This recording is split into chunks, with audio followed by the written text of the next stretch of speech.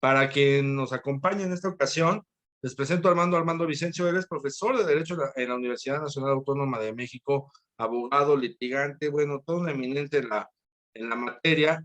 Y vamos a ir analizando poco a poco qué ha pasado, sobre todo a raíz de que la Suprema Corte de Justicia de la Nación atrae el caso que se muestra en este documental.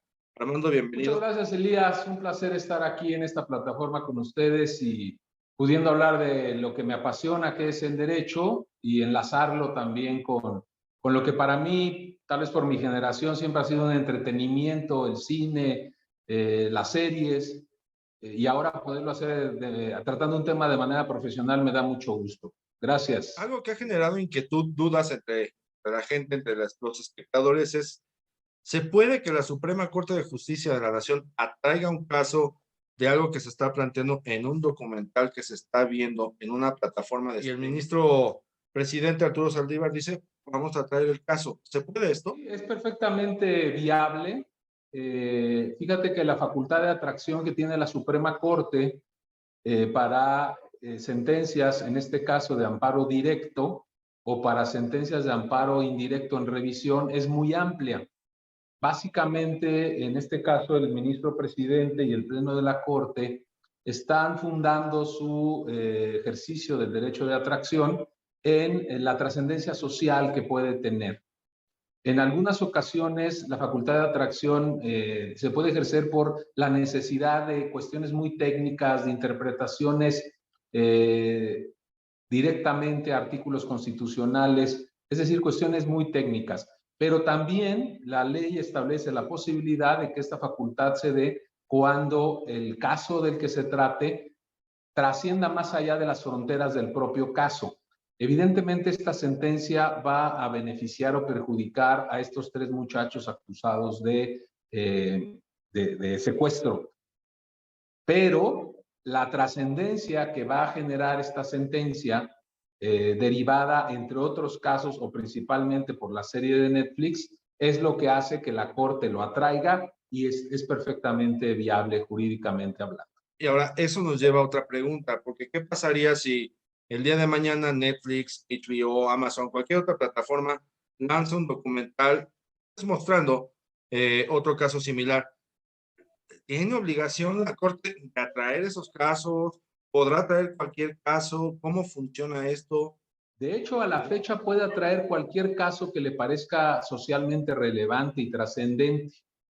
Lo novedoso de este caso y lo que hoy nos convoca y lo celebro, pues es que es a raíz, porque prácticamente el presidente de la Corte reconoce que atrae el caso por el impacto que le causó el documental en la serie, ¿no?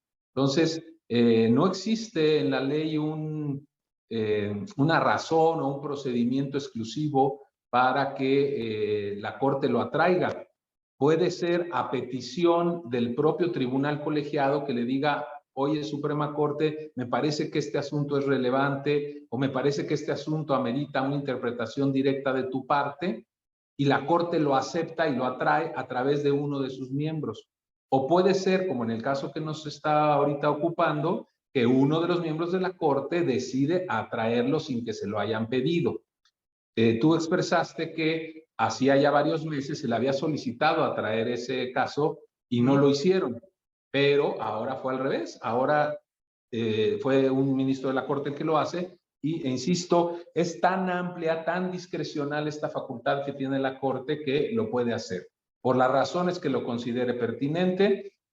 En el caso que me pones a futuro, pues puede darse y puede no darse. Puede ser que salga otro documental de tan bien hecho y de tanta calidad como este del que estamos hablando, y que la Corte decida no atraerlo, también lo puede hacer, ¿no? Es totalmente discrecional.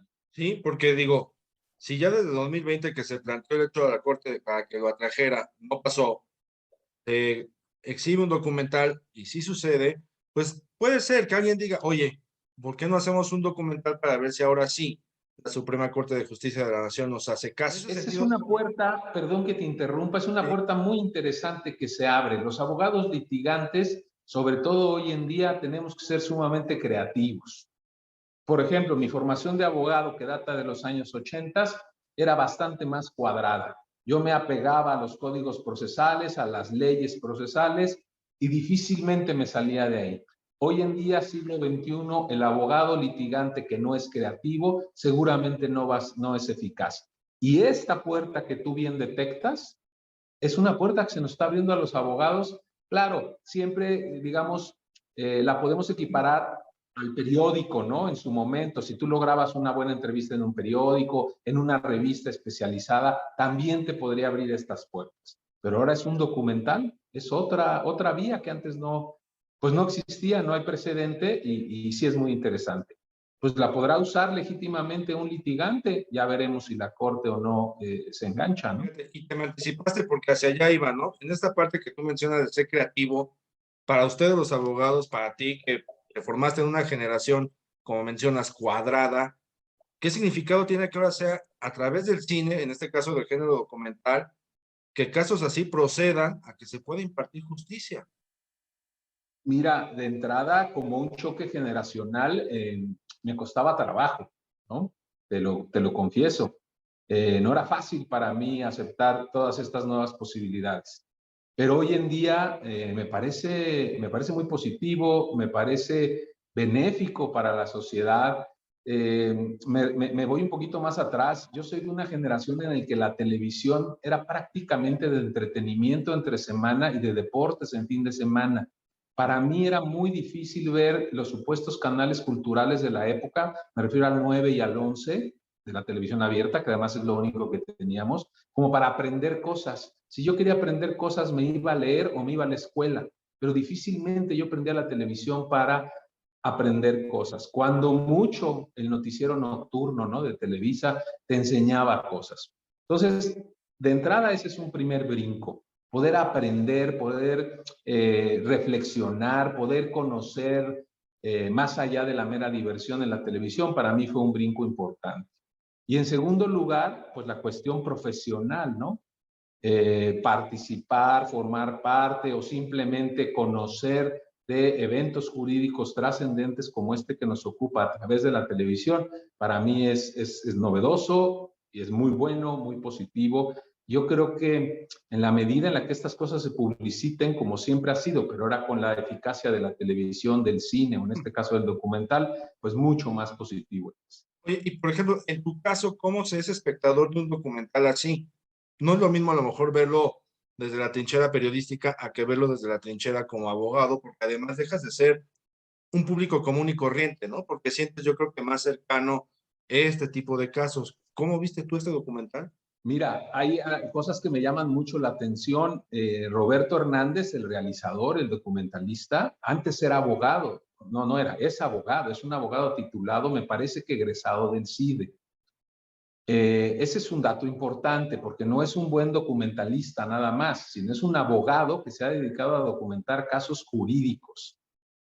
Esto hace que a mí me brinque como abogado y me da gusto que no se caiga en el lugar común de despedazar, y digo, esto lo digo por interés personal, ¿no? Muchos documentales que tratan sobre temas jurídicos acaban despedazando al abogado y al sistema jurídico y prácticamente transmiten la idea de que estaría mejor el mundo sin ellos.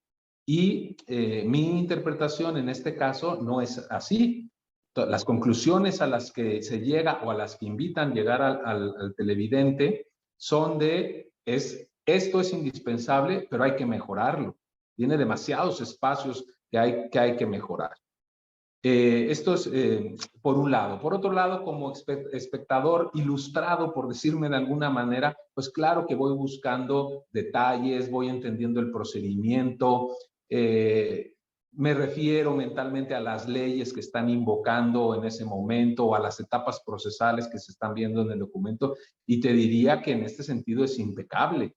El mundo jurídico no le ha puesto un solo pero al documental, ¿no?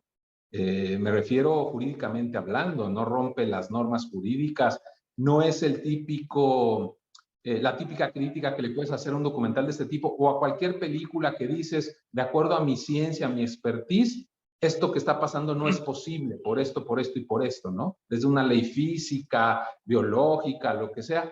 Y aquí no, aquí todo lo que ves es perfectamente creíble porque además es real y perfectamente basado, por un lado, en las leyes, y si no, cuando violan la ley, que evidentemente la violan procesalmente en más de una ocasión, sabes que en la realidad eso es lo que sucede, ¿no? Entonces, también a quien tiene expertise jurídica nos resulta perfectamente creíble. Para seguir entendiendo, que debió ser una de las primeras preguntas, pero va saliendo a colación, ¿qué es la figura jurídica de la duda razonable? O sea, ahora sí que con peras y manzanas para que lo entendamos. Mira, en el año 2008, el sistema penal en México de impartición de justicia penal cambia radicalmente. Deja de ser un sistema inquisitivo y se convierte en un sistema acusatorio, con la idea principal de defender la inocencia de cualquier acusado hasta que se le pruebe lo contrario. Esa, digamos, que fue el motor, no solo a nivel nacional interno, sino fue a través de presiones internacionales, donde a México en distintos foros, tanto jurídicos, académicos, Naciones Unidas, presionó a México porque nuestro sistema penal estaba funcionando bastante mal, principalmente porque al acusado se le consideraba culpable de inicio. Aun cuando la ley decía otra cosa, en la práctica el acusado era culpable. Y la defensa tenía que consistir en demostrar que era inocente, lo cual es una aberración para los derechos humanos. Lo lógico es que el acusado se considere inocente y la parte acusadora, que es la fiscalía o procuradurías en aquella época, hoy fiscalías, se tienen que dedicar a probar la culpabilidad. Esa es su función. O sea, parten de que el acusado es inocente, no se parte como antes de que el acusado es culpable. La duda razonable, la figura de la duda razonable opera en que como es la fiscalía la que tiene que acreditar la culpabilidad, con que exista una duda razonable de que son inocentes es más que suficiente.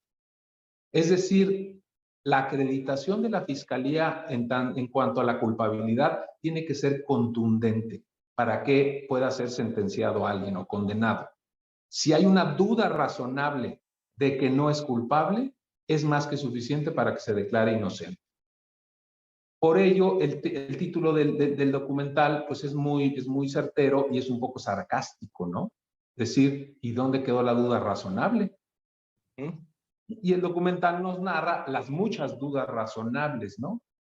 Que si la mecánica del balazo, que si entró por la mano, que si la distancia, que si no hubo interacción entre los dos de la camioneta y el del Jetta verde, todo esto, ¿no? Que siembran más que claro dudas razonables. Oye, Armando, y ya finalmente para irnos despidiendo, ante este tipo de contenidos, de producciones que cada vez hay más en las plataformas de streaming, yo te preguntaría, ¿qué tan importante o indispensable es que los propios cineastas cuenten con el respaldo de abogados para ilustrarse? Al revés, ¿no? Que ustedes, los abogados, también cuenten con el respaldo de cineastas para casos de, en este caso, de la creatividad de poder mostrar un caso. Y la otra también, nosotros como prensa cinematográfica, crítica o reseñistas, pues yo recuerdo, al menos yo en la carrera, nunca me dieron derecho. Y creo que hoy día es importante tener nociones de derecho al hablar de ciertos contenidos porque muchos de ellos se enfocan en temas jurídicos. A mí lo que me dices me sorprende mucho. Me parece que en todas las carreras, claro, eso decimos todos los profesionistas de nuestra carrera, ¿no? Pero me sorprende mucho que no hayas tenido por lo menos un semestre de derecho. El fenómeno jurídico, quieras o no quieras, te atrapa, te debe de importar. Todo el mundo en el ejercicio de nuestra profesión requerimos del conocimiento jurídico propio del ejercicio de nuestra profesión. Entonces yo sí te diría, en todas las carreras y más en el área de humanidades, pero no solo de humanidades. Por ejemplo, en el área de medicina estudian un año de todo lo que tiene que ver con el marco jurídico de la impartición de salud, de servicios de salud. Es fundamental para no incurrir en responsabilidades, por ejemplo. Y en concreto de este documental, insistiría yo en este dato que es muy interesante. El documentalista es abogado de profesión, de formación inicialmente, y después se hace documentalista, y además hasta donde entiendo, es su necesidad de transmitir las injusticias con impacto que se va haciendo documentalista. Como que se hace documentalista un poquito por accidente hasta donde entiendo, no te lo podría asegurar. Armando, ¿algo más que tú quieras agregar? Eh, agradecerte en primer lugar que me hayas invitado para tocar este tema y en segundo lugar, invitarte a ti y a todo el público que nos escuche. La defensa de los derechos humanos siempre requiere de una parte que reciba el mensaje. Y entonces invitar a todo el público que nos escucha a estar pendientes en el fondo este documental se trata de una lucha por la defensa, más de una defensa por los derechos humanos. Entonces, invitar a todo el público a que por esta vía o por cualquier otra siempre estemos al pendiente de que nuestros derechos humanos no sean violentados y no ser insensibles a que si a una tercera persona se le violan sus derechos fundamentales, yo estar tranquilo porque a mí no me ha pasado, ¿no? Estemos seguros que si entramos en una dinámica de violación de derechos fundamentales, tarde o temprano nos vamos a ver afectados nosotros. Entonces, más nos vale por lo menos estar al pendiente. Armando, muchas gracias por el tiempo, por el espacio y bienvenido cuando sea necesario hablar de estos temas, incluso de otros temas si Creo quieres. que en estos es donde puedo aportar algo más relevante. Te agradezco muchísimo y quedo a tus órdenes.